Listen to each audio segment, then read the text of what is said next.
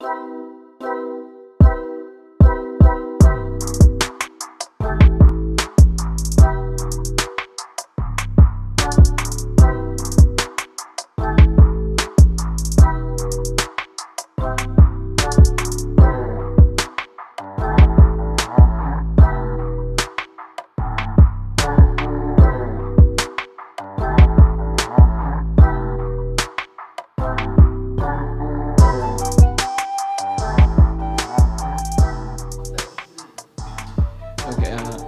pergunta que ele fez foi, a igreja é uma só, é um corpo, né?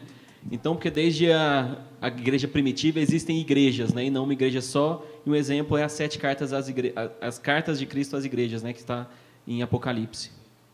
Porque tem as características de cada igreja, as ênfases. Por exemplo, o Mateus aqui, ele falou das ênfases, né? Nós temos aí os 3 livros teológicos que nos unem, que é o Breve Catecismo, as nossas confissões, e temos também a nossa identidade administrativa, que é o princípio litúrgico, a Constituição, a disciplina e tal. Tem igreja que vai ter mais afinidade por essa parte administrativa do que teológica. Então, você vai ver que, dependendo da localidade, uma igreja vai andar por um lado. Por isso que o princípio da reforma é sempre interessante, que é uma igreja reformada sempre reformando. Então, a gente tem que saber aonde estamos errando. A gente não pode esquecer que ainda estamos sob o domínio do pecado, do orgulho. Então, a nossa igreja aqui pode ser que esteja caminhando a passos largos para um local. Aí, Jesus, vocês avançaram demais. Mas a igreja do Choco, não. Está ótima. Então, acaba que as ênfases que nós vamos dando vai revelando e dando a nossa identidade.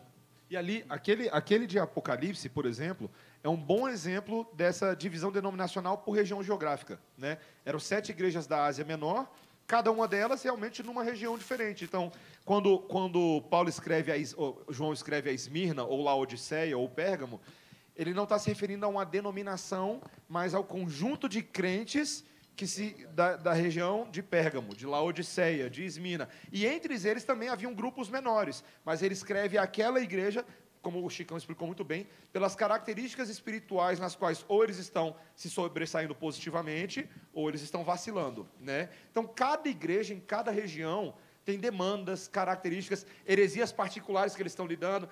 Tem uma que é uma Jezabel, lá naquela cidade. Mas na outra cidade tem os nicolaítas. E na outra cidade tem aquele... Então, João, ele, em nome de Cristo, ele é um mensageiro para tratar de toda essa igreja do Senhor que se espalha em diferentes lugares, para lidar com as diferentes demandas, seja para elogiar ou para admoestar algum problema. E eu acho que leva um pouco daquilo que você também falou da maturidade cristã, né, bíblica. Algumas igrejas estão mais maduras, tanto que as cartas são diferentes. Para cada questão que eles precisam ali melhorar e buscar em Cristo, né?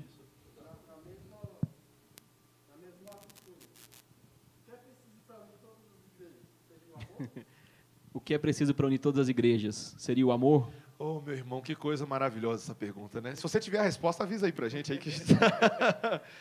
Sem dúvida, eu posso dizer escatologicamente que é o amor. Sem dúvida.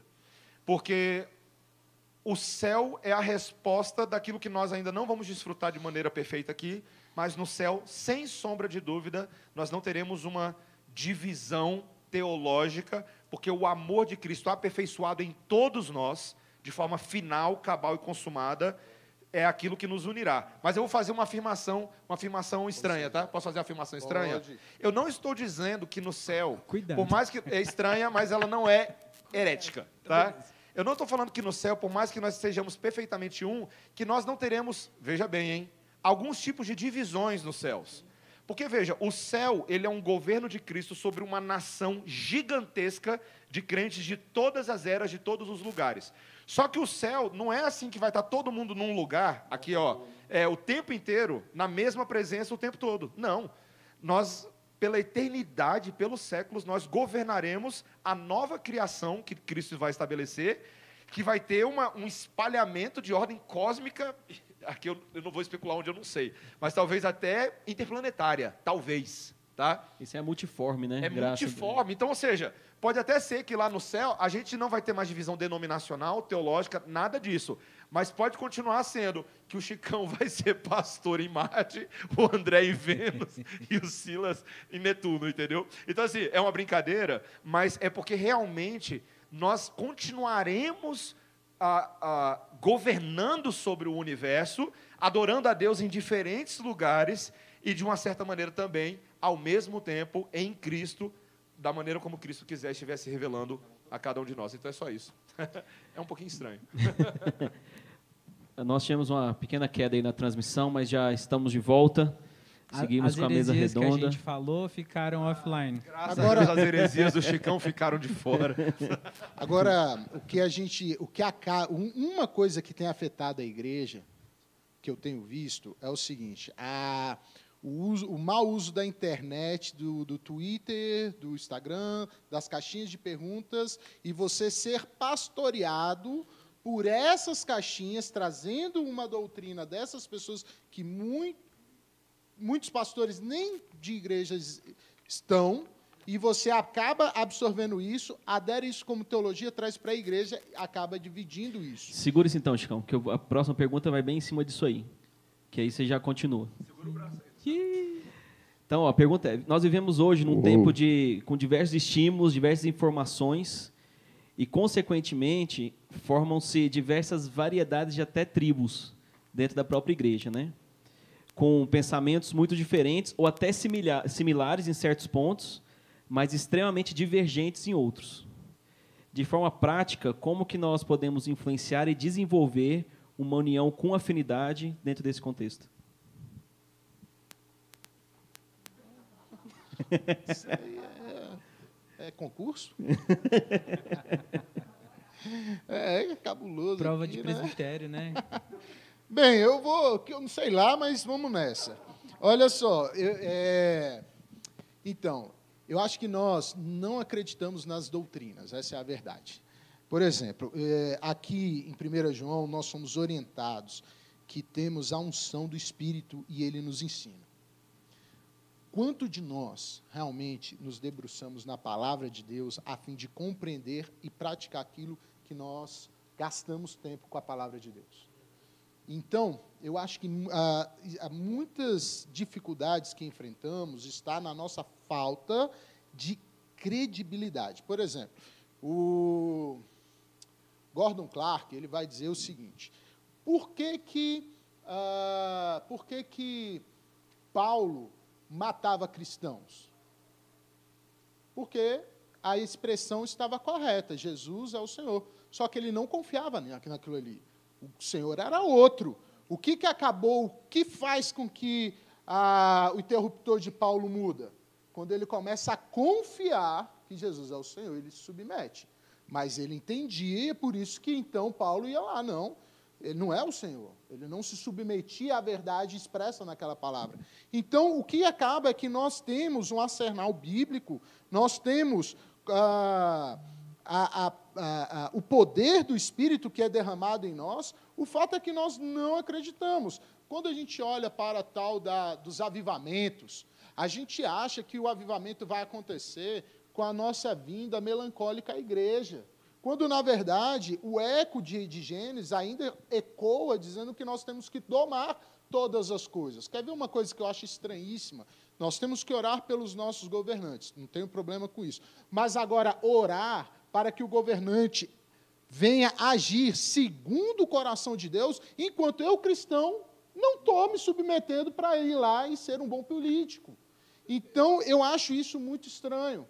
E aí acaba que a gente entra na igreja para desafiar o irmão do lado, e aí eu chamo de fogo amigo, para competição teológica. Vou para o Instagram, se você é neocalvinista, eu sou calvinista clássico, quando, na verdade, o que devíamos fazer, nós não estamos fazendo, nós não estamos ocupando, nós não estamos evangelizando, nós não estamos dando razão à nossa fé, e estamos perdendo espaço.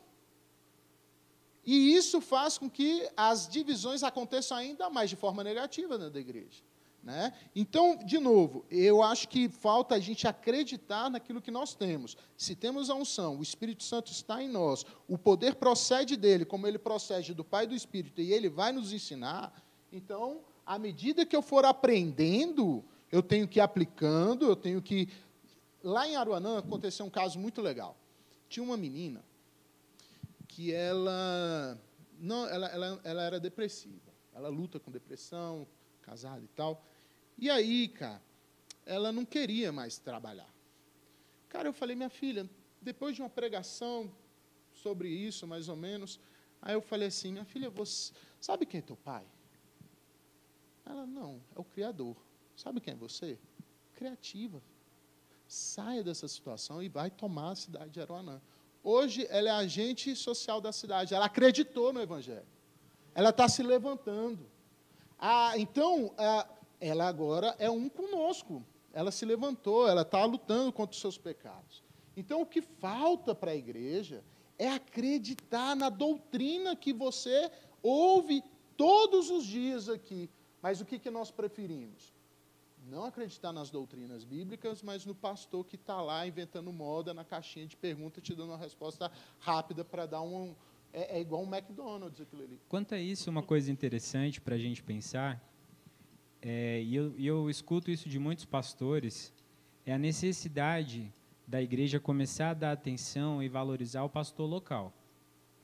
O pastor da sua igreja, ele pode não ter o conhecimento que um Nicodemos, que um Heber tenha, que um Jonas Madureira, alguém dessa forma tenha.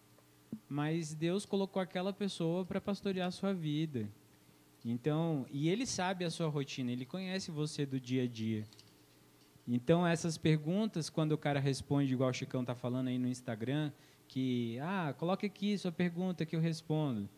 Muitas das vezes, esses pastores que respondem, eles fazem de tal forma para obter a atenção das pessoas, fazem com o jogo de marketing ali envolvido, e eles não estão realmente interessados em pastorear, porque eles nem conhecem o que eles estão falando, nunca viram, nunca falaram, nunca trocaram uma experiência, um café. Então, o que a gente tem que... eu vou muito na resposta que tem falado aqui, tem sido discutido, valorize a pregação que tem sido feita na sua igreja, valorize o pastor, a conversa, e não só os pastores, mas os presbíteros, os diáconos, as pessoas que têm mais experiência de fé, que podem caminhar junto contigo e te ajudar ao longo do caminho. Complementar com algo?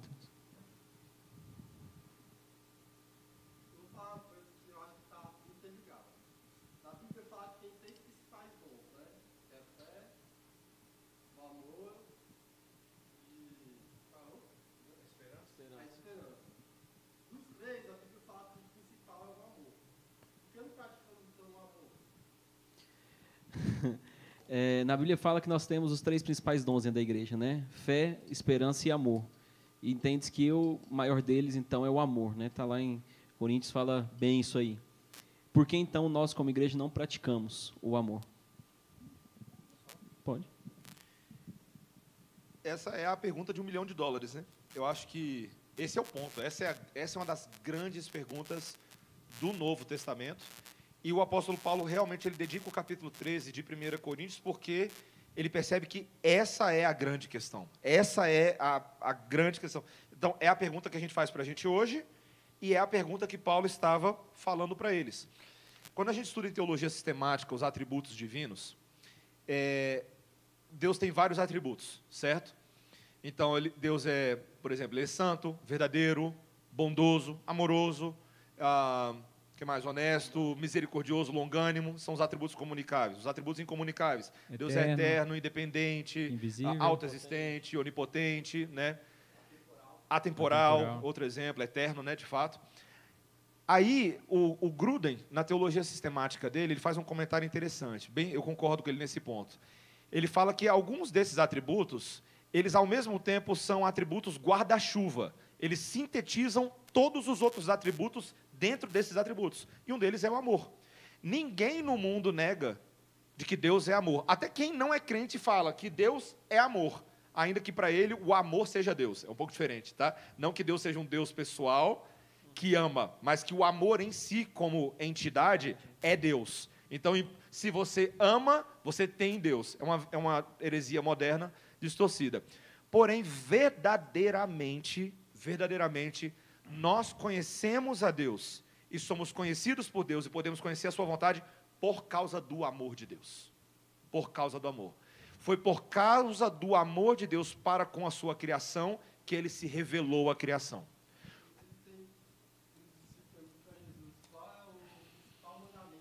Isso. Exato. E detalhe, olha que fantástico que você acabou de falar. Qual que é o seu nome, querida? Felipe. Eu lembro que você me falou que seu nome é bonito, que o nome é Matheus Felipe. Felipe, então estamos juntos. Flamenguista, né, Felipe? Ah. Pode falar agora a sua resposta. Eu vou praticar o amor agora com o Felipe. Tá? Então, olha só. A lei se resume no amor. Amar é cumprir a lei de Deus e em relação ao meu próximo. Isso é o amor. Interessante, né? Jesus e Paulo, em Romanos capítulo 13, versículos 8 a 10, fala, esse é o amor. Quando eu honro ao meu pai e à minha mãe, eu estou amando. Quando eu não mato alguém, eu estou amando. Quando eu não odeio alguém no meu coração, quando eu não adultero ou firo a lealdade para com a minha esposa, ou com a minha família, ou para com os meus filhos, eu estou amando. Quando eu não roubo alguma coisa, ou quando, na verdade, eu reforço a propriedade de uma pessoa e eu capacito outras pessoas para produzir, eu estou amando. Quando eu não falo mal de alguém, quando eu não acabo com a reputação de alguém, quando eu não cobiço, quando eu não invejo, eu estou amando. Então, você tem razão, Felipe. Amor, não esse amor pós-moderno, mas amor como cumprimento da lei de Cristo, que Paulo fala em Romanos capítulo 8, é o centro da vida do crente, ponto. Amar a Deus sobre todas as coisas, mandamento 1 a 4, e amar o próximo como a nós mesmos, mandamento 5 a 10. Esse é o centro da vida do crente.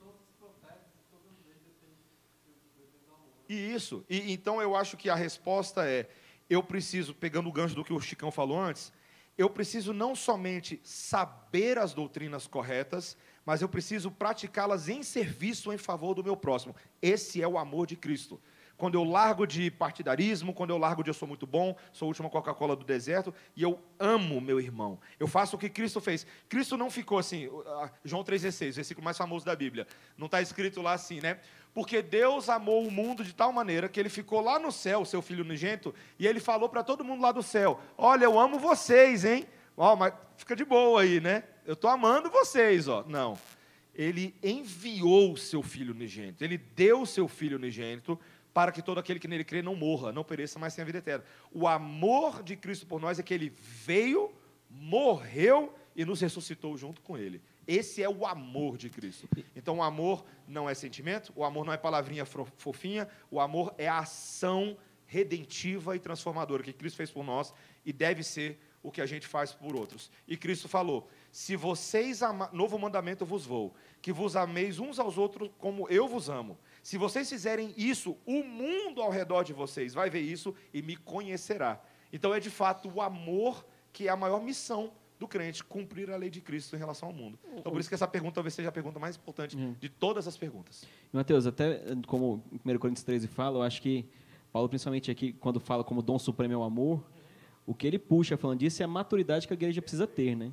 Então, até fala a questão da diversidade, nós falamos das diversas igrejas que nós temos, e esse amor, na hora que o cristão tem a maturidade na fé, de conhecer a palavra do Senhor e ter ela como regra de fé e prática, e busca viver isso de forma integral, né, e fiel a ela, aí o amor ele vem quase que naturalmente, mas milagrosamente pela obra do Espírito Santo, né?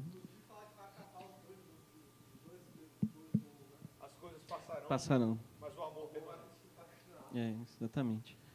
Bom, acho que para acrescentar mais alguma coisa aqui, eu creio que o principal já foi dito, né? Mas me lembrei de Gálatas 5, que fala que a liberdade ela é limitada pelo amor. A nossa liberdade de ação, ela não pode dar ocasião à carne, mas aqui diz, né, que pelo contrário, sejam servos uns dos outros pelo amor. Falta à igreja, e assim, um dos temas que eu vou colocar aqui ainda na conferência é a afinidade no trabalho. Mas a gente pode ter afinidade no trabalho quando a gente ama aquelas pessoas que a gente lidera. E amar não apenas as pessoas que nós lideramos, as pessoas que estão no mesmo nível que nós. É amar os que estão da casa, da igreja, né, os da família da fé, que a gente fala, e estender esse amor para outras pessoas. Não é simplesmente, por exemplo, quando a gente fala de ação social, entregar uma cesta e sair correndo daquela pessoa. Ou não é evangelizar no cemitério e entregar aqueles... Evangelizar no cemitério sempre é delicado. Entregar aqueles papelzinhos e sair correndo. É um ato de amor, é um ato de serviço. Quando, por exemplo, a gente olha para José e ele vai revelar os sonhos, tanto do copeiro quanto do padeiro, do outro lar, aqueles dois oficiais de Faraó, eles são colocados sobre a tutela de José. José está acima deles. E ele pergunta, o que está acontecendo com você que você está triste? O que está acontecendo com você? Como é que eu posso te servir? Então, é alguém que está numa posição acima, servindo na posição de baixo, não o contrário. E isso exemplifica o amor de Cristo, que ele desce, se esvazia, no sentido de servir a sua própria vida para que nós tivéssemos vida. Sim, com certeza. Acho que a gente está chegando no final. Vamos para a última pergunta? Sim. Para a gente ficar no horário. A última pergunta fica, e aí eu acho que os três podem pontuar aí, mas é possível ter união e confrontação ao mesmo tempo? Como resolvermos conflitos sem perder, então, essa união fraternal ou sem perder essa afinidade? Chicão. Então, voltando para o amor. Realmente, o amor, a gente tem uma perspectiva muito pobre dele, né? A gente falou vários atributos e menos um que eu acho que é muito importante, que Deus é simples, né? A simplicidade de Deus, não é que ele é fácil de ser compreendido, mas é porque ele não é composto. Então, o amor de Deus também tem dentro dele os atributos. E quando nós amamos, está dentro do nosso amor o quê? Algumas questões do juízo, da disciplina, do confronto. Então, o ato de confrontar vai exigir o quê? A sabedoria, que é outro atributo. Vai ter que ter o sentimento, vai ter que ter a empatia, vai ter que ter a Bíblia, vai ter que ter todos os outros elementos, e isso é amor. O que o outro vai achar, não cabe a nós. Mas o que eu tenho que fazer é me esforçar ao máximo para que, na hora do confronto, o que venha a sobressair é o quê? O amor, mas não o meu orgulho sobre a pessoa, né? É o que nós fazemos muito hoje, e os problemas que acontecem dentro dos ministérios. As pessoas querem resolver, confrontando o contexto de WhatsApp, um problema sério. Isso não é amor. Agora, quando o amor exige uma mesa, alguém, uma conversa, um bate-papo, colocar o coração ali. Se ela não ouvir, chama mais um. Aí você vai exercer o amor. Se ela não ouvir, aí é uma situação de igreja. Então, tudo envolve o amor. O amor é uma atitude que tem os 10 mandamentos, a moral de Deus, os atributos de Deus, e eu tenho que exercer. É engraçado porque, veja, é tão complexo o amor, que quando a gente vai lá para Filipenses 2, versículo 5, antes do versículo 5, Paulo vai dizer o seguinte: tenhais o mesmo amor, sejais unidos de alma, tendo o mesmo sentimento. Aí no versículo 5 ele fala: tende em vós o mesmo sentimento que houve em Cristo. A palavra sentimento aqui é frônesis. Frônesis é uma palavra difícil. Quando você vai para a NVI, não é sentimento, é atitude. Aí você lê e você fala: eu tenho que ter sentimento, sentir, eu tenho que agir. Porque o amor é aquilo que envolve tudo isso. Você tem que conhecer, saber o porquê, a motivação correta, e tem que sair da sua motivação correta, porque você está em Cristo Jesus para expressar o amor de Cristo. É a ponte de amar o mundo. Lúcio, foi muito bom isso. Falar a verdade em amor, né? É um desafio grande para a gente, porque ele nos faz pensar em duas dimensões importantes. Primeiro, verdadeiramente Deus está acima de todos nós. A verdade de Deus, ela nunca pode ser condicionada para agradar a preferência particular de uma pessoa. É uma coisa que todos nós temos muita dificuldade, né? Às vezes a gente acha que amar a pessoa é deixar de falar a verdade para ela, porque vai ofender, porque vai... Então a gente tem que ter muito... A gente precisa de sabedoria e habilidade com isso, porque realmente a verdade e o senhorio de Cristo estão acima de todos nós. Todos nós estamos sendo conformados a Cristo, transformados de glória em glória. Então, o amor de Cristo que tem a ver com a verdade dele está sendo aperfeiçoado em todo mundo. Então, todo mundo tem que ser confrontado o tempo todo. Isso é um fato. Então, para uma geração muito mimizenta como a nossa, é um assunto complicado, tá, meus irmãos? Mas, então, eu preciso levar em consideração a verdade de Deus quando eu levo ela para uma pessoa, que é o que vai me levar a confrontar se ela estiver pecando contra o Senhor. Mas, ao mesmo tempo, o Chicão usou uma expressão que eu achei legal, que é a empatia, que é você se colocar no lugar de alguém. Eu nunca deveria me prontificar a corrigir alguém sem me colocar no lugar daquela pessoa. Nunca. Porque isso muda tudo. Muda a minha abordagem, muda o contexto, né? Cara, de verdade, gente, muitas vezes eu quero corrigir pelo WhatsApp, eu não estou amando. Porque se eu me colocasse no lugar da pessoa, recebendo aquela repreensão, aquela observação, aquela crítica, que é construtiva, mas ela pode interpretar de uma forma, às vezes, negativa, eu vou escolher o melhor contexto possível para não ser mal interpretado. Não é verdade? Porque se fosse comigo, eu gostaria que a pessoa que viesse falar comigo fosse em tom amoroso, amistoso, alguém que verdadeiramente olha no fundo do meu olho, eu consigo ver que ela tem o meu máximo interesse, né, o meu máximo bem no interesse dela. Isso transforma completamente. Então, se colocar no lugar daqueles a quem nós estamos levando a palavra admoestativa, deveria ser um princípio máximo para a gente, né? Então, a verdade de Deus e a empatia com o próximo. Legal. Bom, o que eu tenho a dizer é essa questão, né? Se nós somos um e a palavra de Deus, ela é o nosso guia, a nossa regra de fé e prática, e ela fala de nós, da nossa identidade. Em 2 Timóteo, né, Paulo fala a Timóteo que ela é útil para a repreensão. E ela é útil a fim de que o servo seja feito perfeito e perfeitamente habilitado para toda boa obra. Então, nesse sentido, a gente precisa considerar o que o Mateus, o Chicão falou de empatia, né? O Mazinho tem falado aqui, ele tem pregado em Colossenses, e a última pregação foi sobre a nossa palavra ser temperada com sal. Então, você tem que analisar cada situação de acordo com o ambiente, com o momento. Eu até creio que determinados conselhos a gente pode passar por WhatsApp, tá?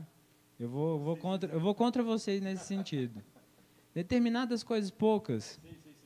Mas a gente precisa praticar mais o olho no olho. Ó, por exemplo, só um exemplo que eu adotei lá em Aruanã. A gente tem o grupo da igreja. Lá é proibido o seguinte: textões que você aquelas mensagens de gatinho, né? Ela bom só dia copiou também? E colou, ela não leu. Ah, tá. Ela pôs lá. Né, foi encaminhado. Encaminhado, pronto. Isso. É proibido. É proibido as imagens de bom dia, porque a pessoa não quer me dar bom dia, cara. Ela botou no grupo lá e não quer saber disso. Aí eu falei, meu irmão, você quer dar bom dia a alguém? Você liga. Não, vamos mudar isso aqui. Você liga, você leu um versículo, aquilo aqueceu o seu coração, então você escreve o seu texto. Aí você posta. Agora, você quer mandar para alguém direto, você convida e compartilha com aquilo ali. Agora, aí vem as imagens da pombinha, assim, um versículo. Não faz isso não, porque não é para ninguém, cara. É a multidão é cinzenta.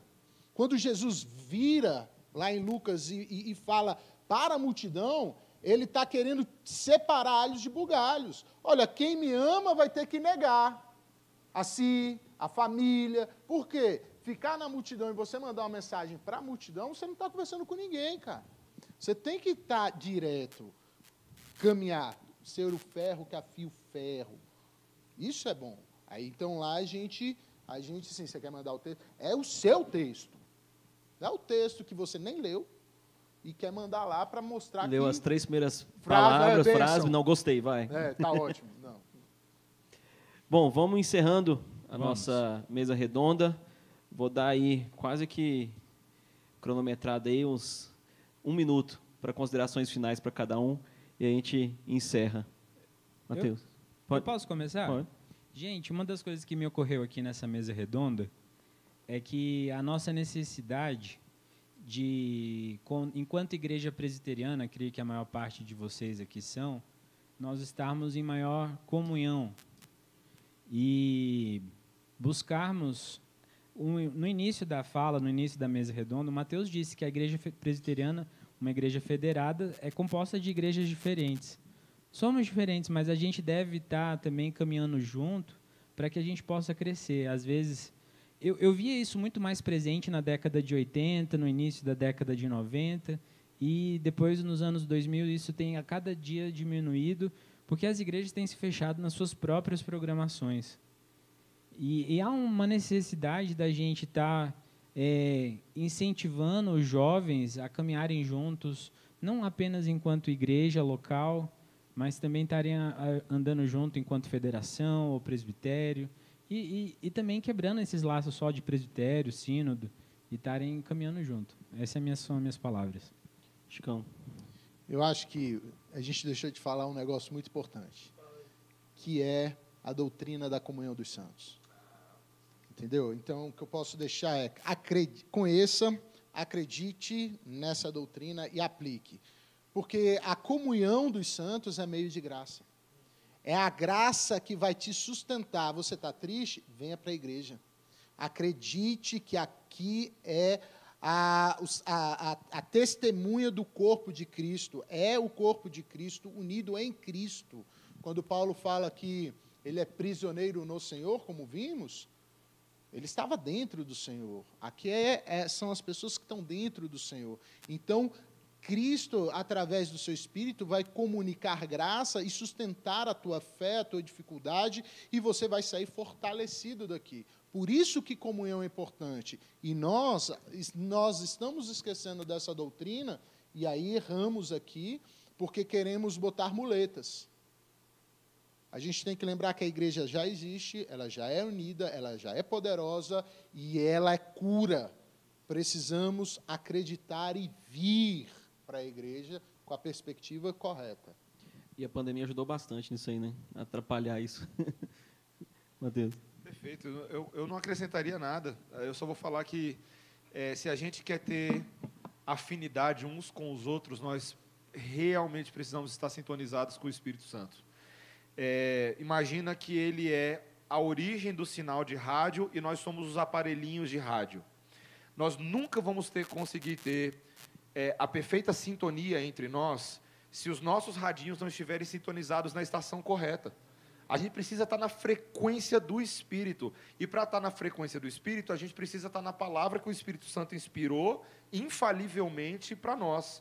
Então, essa comunhão espiritual maravilhosa e linda que todos nós queremos para as nossas vidas, ela precisa ocorrer em torno da palavra e da verdade de Deus. E se isso acontecer, nós estaremos não só mentalmente convencidos, mas como integralmente convencidos no nosso ser e alinhados com Deus e com o povo de Deus. Então vai ser muito bonito isso. Aí já fica um pedacinho do céu, né? Eu acho que todo mundo gosta de acampamento. Quem gosta de acampamento, porque por 5 dias, 4, 3 dias, você tem um pedacinho do céu ali, não é verdade?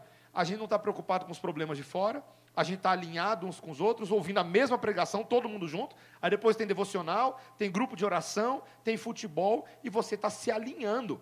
E quando você termina aqueles 3 dias, você fala assim, peraí, cara, esse negócio foi... Dá uma deprê, bicho, esse negócio foi bom demais, cara, não queria ir embora para casa. Por quê? Porque você experimentou algo verdadeiramente celestial, transcendente, que foi um presente de Deus para o grupo de jovens durante 3, 4, 5 dias. Então, em vez da gente só ficar nostalgicamente esperando o próximo acampamento, por que não praticar, como o Chicão falou e como o André falou também, isso na prática, na vera, no dia a dia da igreja, sabendo que a igreja é um maravilhoso meio de graça, né? Amém. Obrigado, Matheus, Chicão, André. Vamos encerrar essa mesa redonda, vamos fazer uma oração, agradecendo a Deus por esse tempo, e aí nós teremos um intervalo para depois ouvirmos mais da parte do Senhor pela boca do Matheus. Vamos orar? Pai de amor, obrigado por esse tempo, obrigado por essa conversa, que isso caia como semente em solo fértil, Pai, e nos ajude a crescer e enraizar no Senhor, nas Tuas verdades, que possamos compreender mais ainda a questão da afinidade, como devemos buscar a comunhão com os irmãos, a comunhão dos santos, mas, acima de tudo, a comunhão com o Senhor. Que a gente busque isso em todo instante, e a partir disso sejamos lapidados, sejamos moldados para a honra, glória e louvor do Teu santo nome, Pai, através da afinidade, através da união do Teu povo, buscando o mesmo alvo, buscando com a mesma intenção, com o mesmo espírito, com o mesmo desejo, que é honrar, glorificar e exaltar o Teu santo nome. Obrigado por essa tarde, por esse momento, e oramos ao Senhor agradecidos, em nome e por amor de Jesus. Amém. Pessoal, 10 minutinhos de intervalo e aí nós voltamos para a próxima palestra.